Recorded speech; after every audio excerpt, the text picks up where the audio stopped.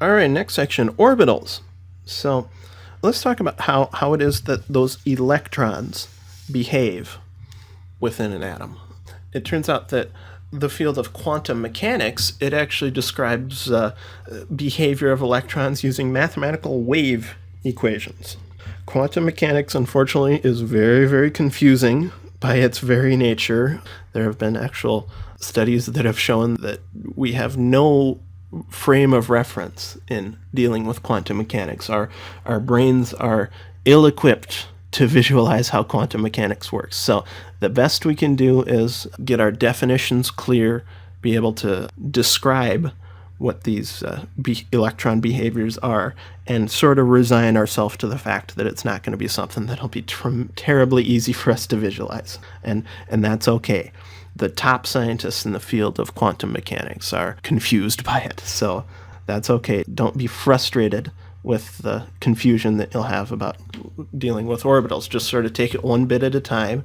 Take the things that we tell you about what's important that you know about orbitals, and we'll be able to use that information later on. It's wave equations because electrons actually behave more like waves when we're talking about where it is that they can behave.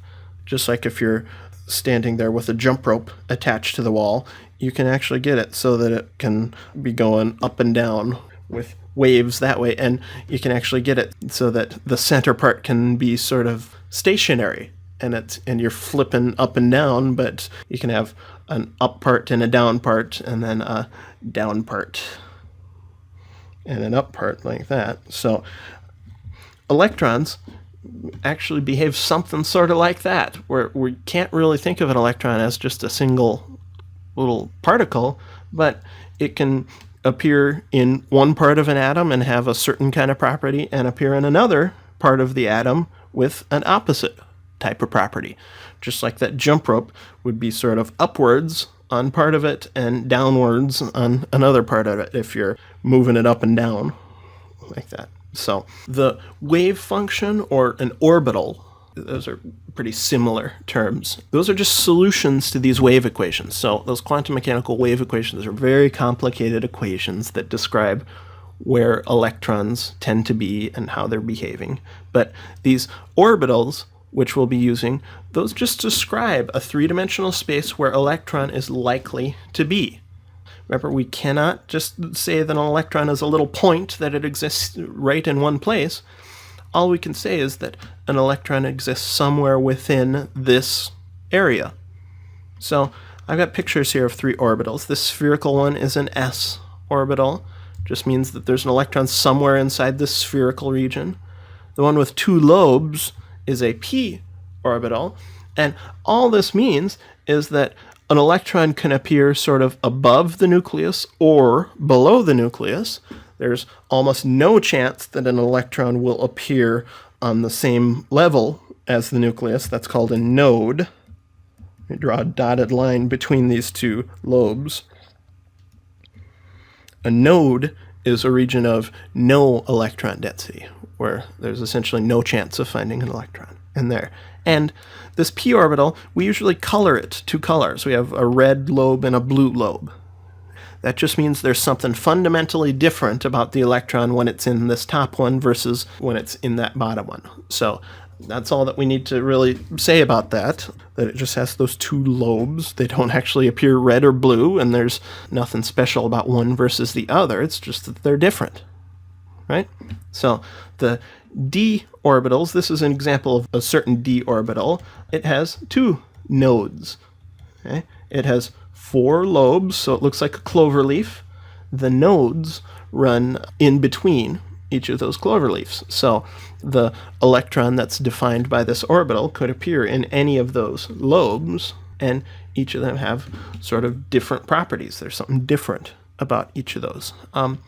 We're going to spend almost all of our time in this course just talking about s and p orbitals, along with the new kinds of orbitals that they can form. So we're not going to worry too much about d orbitals. So let's talk about shells. Shells are just groupings of orbitals.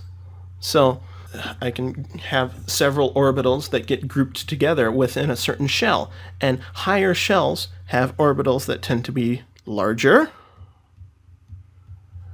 in size and higher in energy. So the lowest shells, the ones that are closest into the nucleus, are where electrons will have the lowest energy and electrons will be the most stable. Got a little diagram here. The first shell has a capacity of 2 electrons. So we indicate that 2 electrons can fit in there using an up arrow and a down arrow. We'll talk about electron spin here in a little bit, but those 2 electrons, we can have 2 of those electrons in that first shell. The second shell has a capacity of 8 electrons, and in order for that to work, we have to have 4 orbitals. So this one in the first shell was called 1s. In the second shell, we've got a single 2s orbital. So it's like the 1s, in that it's spherical, but 2s is going to be larger than 1s. So it's an s, it's spherical. Each orbital holds 2 electrons. That's important for us to know. One orbital holds